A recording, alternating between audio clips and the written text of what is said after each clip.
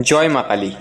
জগতে প্রতিটি মানুষেরই জীবনের লড়াইটা আলাদা, আর সিংহ রাশি বা লগ্নের জাতক জাতিকাদের ক্ষেত্রে সেই লড়াইয়ের ধরনটা একটু বেশি রাজকীয়, কিন্তু একই সাথে অত্যন্ত রহস্যময় ও কঠিন। সিংহ রাশির প্রতীক হলো সিংহ, যার স্বভাবই হলো শাসন করা, নেতৃত্ব দেওয়া। আপনি হয়তো ভাবছেন যে রাশির অধিপতি স্বয়ং গ্রহরাজ সূর্য, তারা কেন জীবনে এত বাধা পায়, কেন তাদের এত সংগ্রাম করতে হয়। আজ আমরা জানব সিংহ রাশি বা লগ্নের মানুষেরা ঠিক কখন বুঝবেন যে এবার আর শুধু নিজের বাহুবলে বা বুদ্ধিতে নয়, একজন যোগ্য জ্যোতিষ বন্ধুর পরামর্শ নেওয়া এবং আধ্যাত্মিক প্রতিকার করা অত্যন্ত জরুরি হয়ে পড়েছে।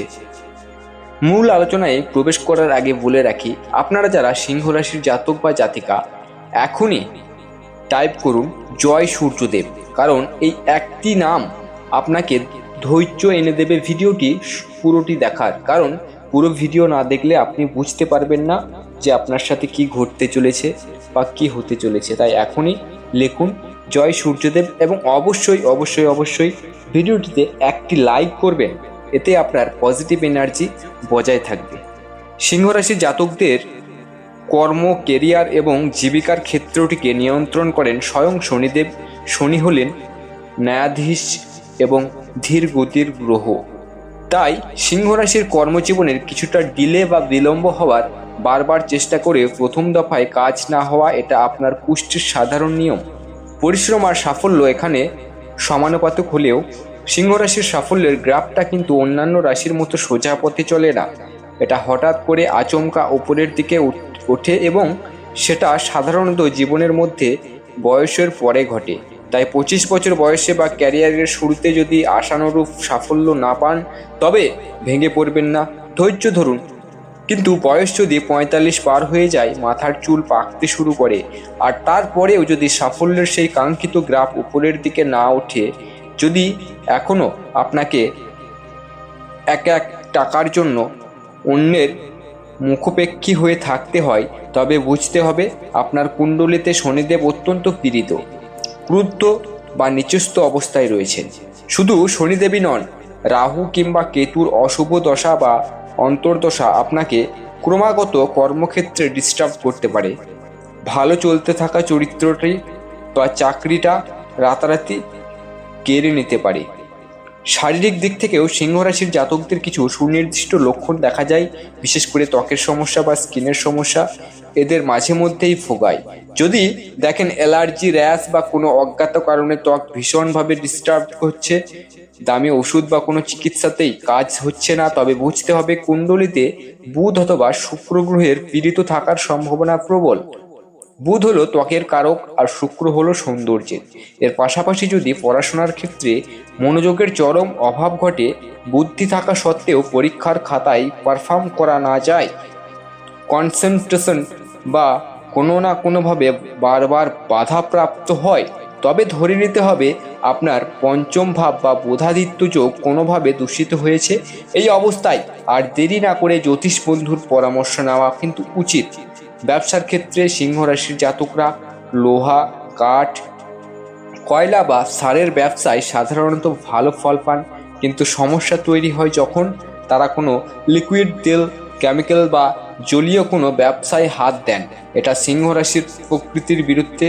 তবে সবচেয়ে ভয়ের কারণ ঘটে যখন সিংহের জাতকরা বারবার কনস্ট্রাকশনের ব্যবসায়, রিয়েল এস্টেট ধাক্কা খান, কিংবা ভারী জিনিসপত্র বা মেটালিক কোনো পাইকারি ব্যবসার ক্ষেত্রে ক্রমাগত লোকসানের মুখ দেখেন। কনস্ট্রাকশন হলো শনি এবং মঙ্গলের ক্ষেত্র। এখানে বারবার ক্ষতি হওয়ার মানে হলো আপনার ভূমি ও গৃহের কারক গ্রহ চরম বিপত্তিতে আছে। সম্পর্কের দিক থেকে বিচার করলে সিংহের উল্টো দিকের ঘর অর্থাৎ পঞ্চম ভাবটি পড়ে কুম্ভ রাশিতে, যার মালিকও শনি।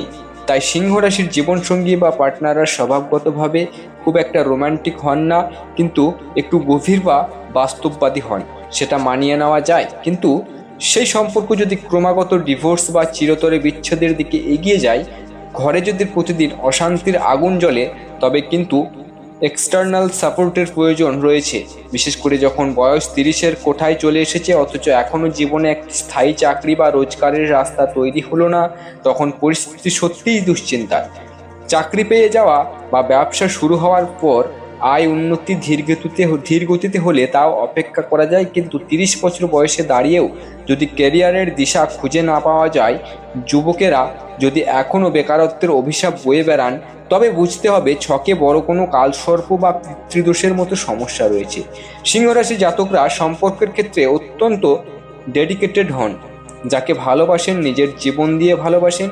জীবনে একটা সম্পর্ক ভেঙে যাওয়া বা ব্রেকআপ হওয়ার সাধারণ বিষয় হতে পারে, কারণ চতুর্থ বা পঞ্চম ভাব সাময়িক পীড়িত হলে কিংবা একাদশে পাপ গ্রহ থাকলে এমনটা ঘটে। কিন্তু যখন দেখা যায় যে একের পর এক সম্পর্কে ব্রেকআপ হচ্ছে, কোনো কারণ ছাড়াই ভালোবাসার মানুষটি দূরে চলে যাচ্ছে এবং কারোর সঙ্গেই কোনো সম্পর্ক আপনি দীর্ঘস্থায়ী করতে পারছেন না, তখনই বুঝবেন আপনার ওপর কোনো নেতিবাচক শক্তি বা গ্রহের কুদৃষ্টি রয়েছে।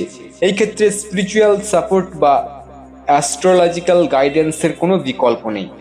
শারীরিক অসুস্থতার ক্ষেত্রেও একটা অদ্ভুত চক্র দেখা যায়। আপনি ডাক্তার দেখাচ্ছেন, প্রেসক্রিপশন মেনে ওষুধও খাচ্ছেন, টেস্ট রিপোর্ট কিছু ধরা পড়ছে না, কিন্তু আপনি সাময়িক সুস্থও হয়ে উঠছেন, কিন্তু ঠিক 15 থেকে 20 দিন বা 1 মাস পরেই আবার কোনো নতুন রোগের শরীরটা যেন ভেঙে পড়ছে। এমন চক্র চলতে থাকলে চিকিৎসকের পাশাপাশি গ্রহ প্রতিকার আপনাকে অনেকটাই দ্রুত সুস্থ হতে সাহায্য করবে। আমরা কখনোই চিকিৎসকের পরামর্শ বা বিজ্ঞানকে অগ্রাহ্য করতে কিন্তু বলি না। চিকিৎসা তো চলবেই, তবে তার সাথে সঠিক গ্রহের শুভকামনা, মন্ত্র জপ বা রত্ন ধারণ আপনার আরোগ্য লাভের সম্ভাবনাকে দ্বিগুণ করে তোলে। সিংহ রাশির মানুষ প্রচণ্ড পরিশ্রমী হলেও এদের একটা গোপন শত্রু আছে, তা হলো অলসতা। সিংহর মতো এরাও মাঝে মধ্যে দীর্ঘ সময় অলস হয়ে শুয়ে বসে কাটাতে ভালোবাসেন, সেটা স্বাভাবিক। কিন্তু এই অলসতা যদি আপনার জীবনের মূল লক্ষ্যকে ধ্বংস করে দেয়, আপনি যদি পুরোপুরি পরিশ্রম বিমুখ হয়ে ভাগ্যের দোহাই দিতে শুরু করেন, তবে বুঝতে হবে কেতুর কোনো নেতিবাচক প্রভাব আপনার মস্তিষ্ককে গ্রাস করছে, অথবা আপনার পরাক্রমের স্থান অর্থাৎ তৃতীয় ভাব ভীষণভাবে পীড়িত হয়ে আছে। জীবন আপনার একবারই, আর এই জীবনে রাজা হয়ে বাঁচার, ভালো থাকার এবং সফল হওয়ার পূর্ণ অধিকার আপনার আছে। তাই নিজের জীবনকে সঠিক ছন্দে ফেরাতে, বাধাগুলোকে উপড়ে ফেলতে এবং একটি নিখুঁত লাইফ প্ল্যানিং তৈরি করতে আজই আপনার বিশ্বস্ত জ্যোতিষ বন্ধুর সাথে পরামর্শ করুন, যিনি আপনাকে সঠিক পথ দেখাতে পারবেন। আর যদি আপনার কোনো বিশ্বস্ত জ্যোতিষ সম্পর্কে জ্ঞান না থাকে বা তার সাথে যোগাযোগ না থাকে বা আপনার হাতের মধ্যে না থাকে, তাহলে আপনি অবশ্যই কমেন্ট করে জানান। আমি পার্সোনালি আপনাদের সাথে যোগাযোগ করব এবং আপনার সমস্যার সমাধান করার চেষ্টা করব। তাই অবশ্যই কমেন্ট করে এখনই জানান আপনার সমস্যার কথা।